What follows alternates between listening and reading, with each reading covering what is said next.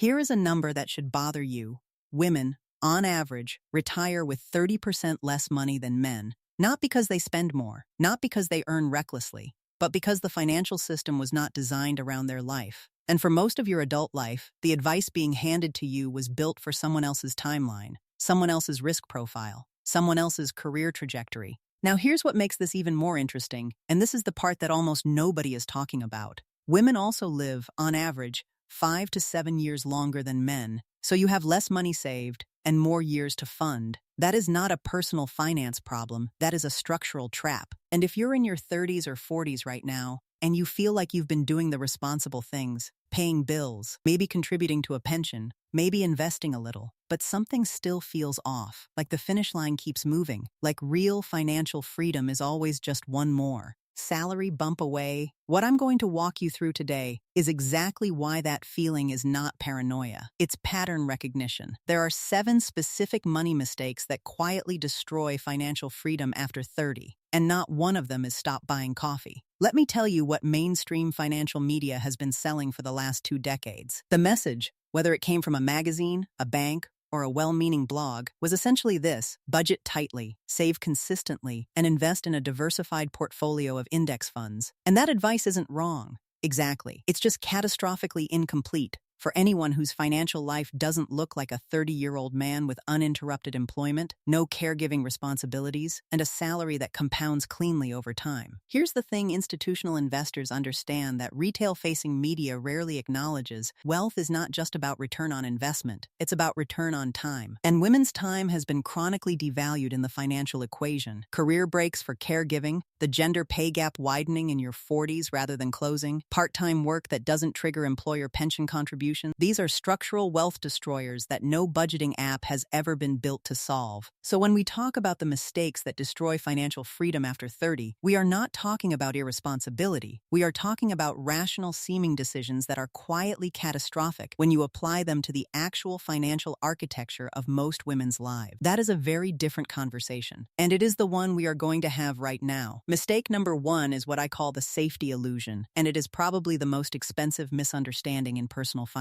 After 30, most financially aware people do one of 2 things. They either park their savings in cash, high-yield savings accounts, ISAs, term deposits, because they've been told to be safe, or they put a modest amount into a pension or retirement account and consider the box ticked. Both of these feel responsible. Both of these feel like progress. And in the short term, they are. But here's the macro context that changes everything. Inflation doesn't move in a straight line, and over the past 3 years, we have had the most significant inflationary episode in 40 years. In the UK, inflation peaked above 11%. In the US, above 9%. What that means practically is this: if you had $50,000 sitting in a savings account earning 2% during a period of 10% inflation, you didn't break even. You lost, in real terms, roughly $8,000 in purchasing power in a single year. You never touched the money. You made no mistakes that were visible, and you still lost. Now here is where this becomes specifically dangerous for women. Studies consistently show that women hold more of their wealth in cash than men. Not because they are less financially literate. The data on financial literacy actually skews in women's favor on many measures, but because they have been conditioned to prioritize security over growth. They have been told, implicitly and explicitly, that risk is masculine and caution is feminine. And that conditioning, applied over a decade,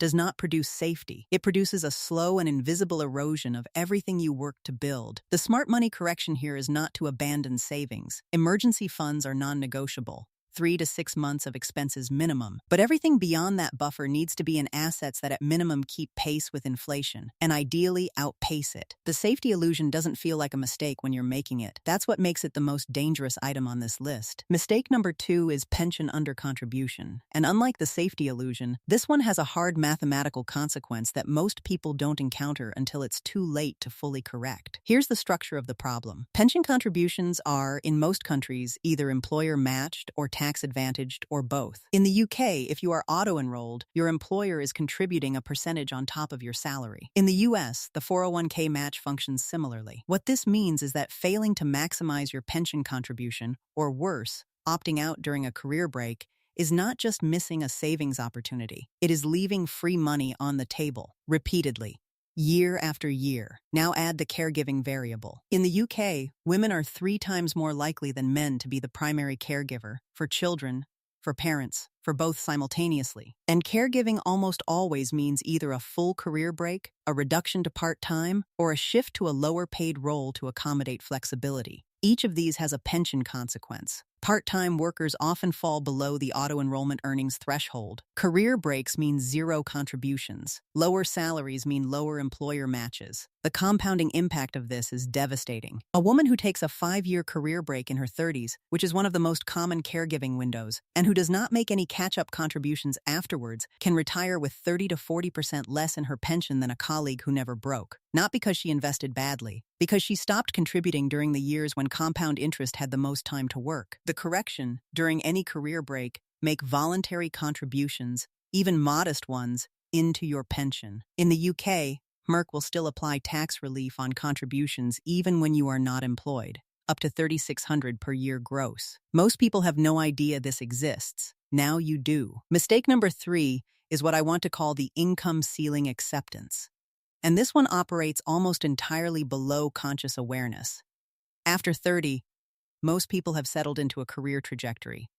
They have a title, a salary band, maybe a line manager they respect, maybe not. And the psychological shift that happens around this age, especially for women, and especially in industries where female leadership is still underrepresented, is a kind of silent negotiation with your own potential. You stop asking whether you could earn significantly more, and start asking whether you can manage your life on what you currently earn. This is not laziness. This is a rational response to a set of signals the workplace sends constantly. That women who negotiate aggressively are perceived differently than men who do the same. That promotion criteria are often opaque and shaped by proximity to people who don't look like you. That asking for more feels risky in ways that are sometimes professional and sometimes deeply personal. But here's the macro financial reality. For most people under 50, income growth is the single highest leverage variable in their financial equation. Not investment returns, income. A 1% improvement in your investment return on a $30,000 portfolio generates $300 a year. A $10,000 salary increase, which is absolutely achievable through a single well-positioned job move or a negotiated raise, generates $10,000 a year, every year, for the rest of your career. It also increases your pension contributions, your employer match, your borrowing capacity, your ability to invest the surplus. Every year you accept the income ceiling is a year you pay the opportunity cost of accepting it. And the compounding on that cost is just as real as the compounding on your investments. It just runs in the wrong direction. We are now roughly halfway through these 7 mistakes. And I want to pause here for a moment because there is a pattern underneath all of them that is worth naming explicitly.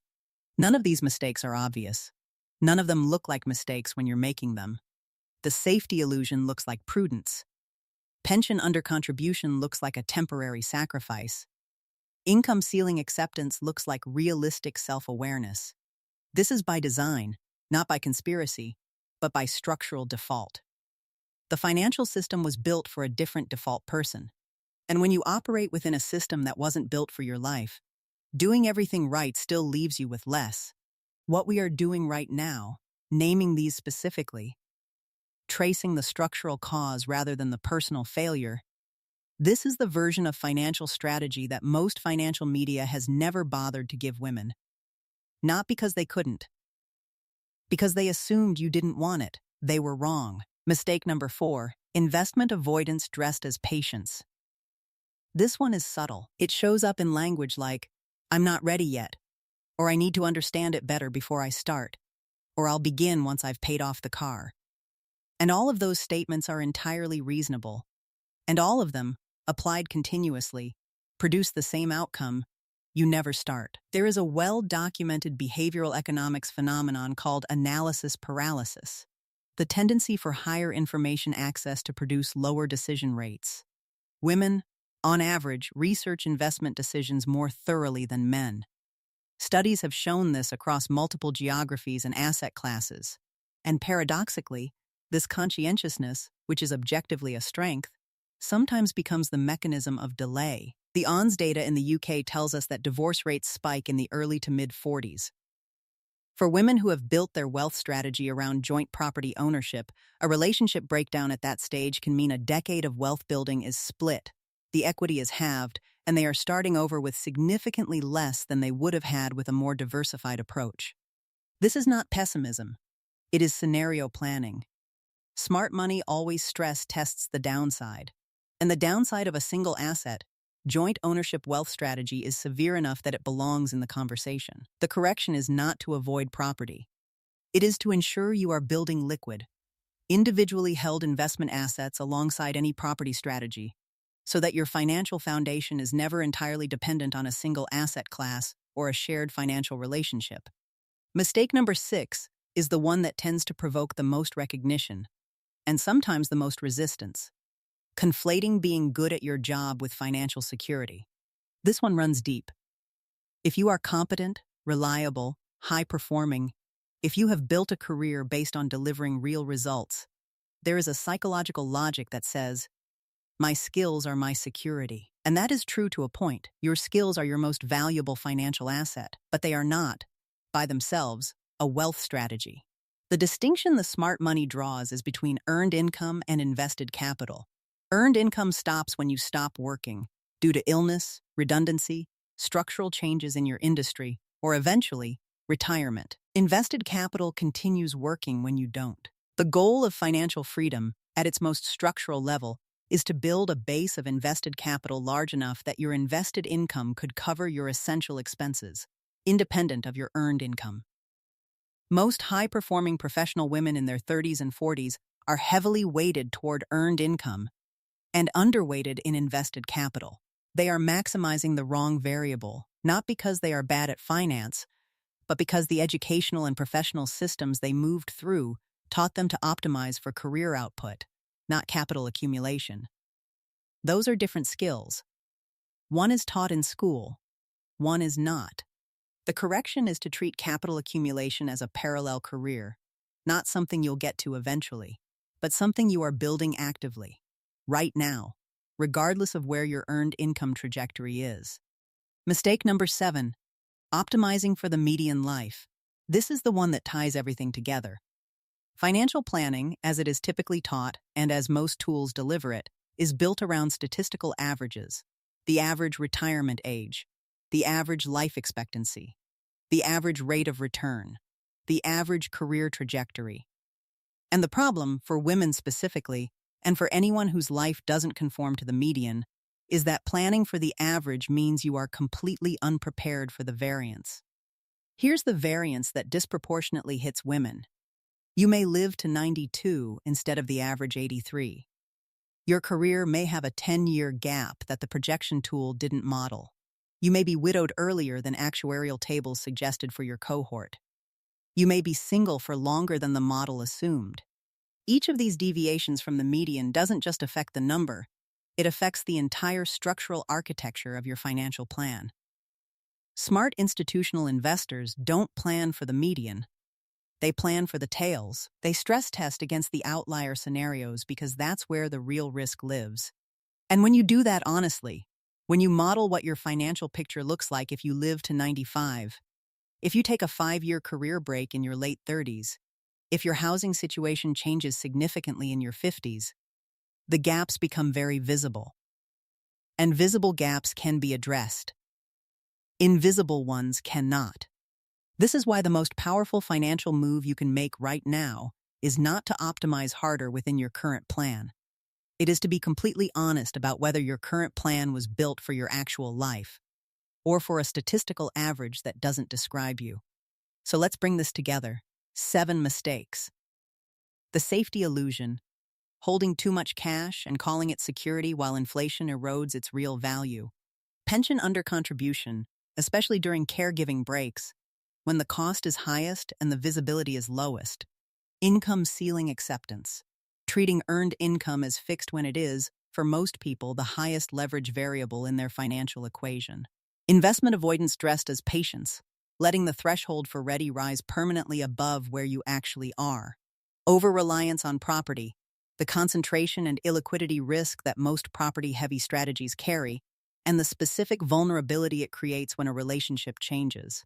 Conflating professional competence with financial security, building earned income without building invested capital, and optimizing for the median life, planning around statistical averages instead of the actual variance of your specific circumstances. None of these are character flaws. Every single one of them is a rational response to a system that wasn't designed with your life in mind. But knowing that doesn't change the financial outcome. Action does. Here is the question I want to leave you with, and I want you to sit with this rather than answer it quickly. Of these 7, which one have you been treating as permanent when it is actually a choice? Not a constraint, not an unfortunate reality.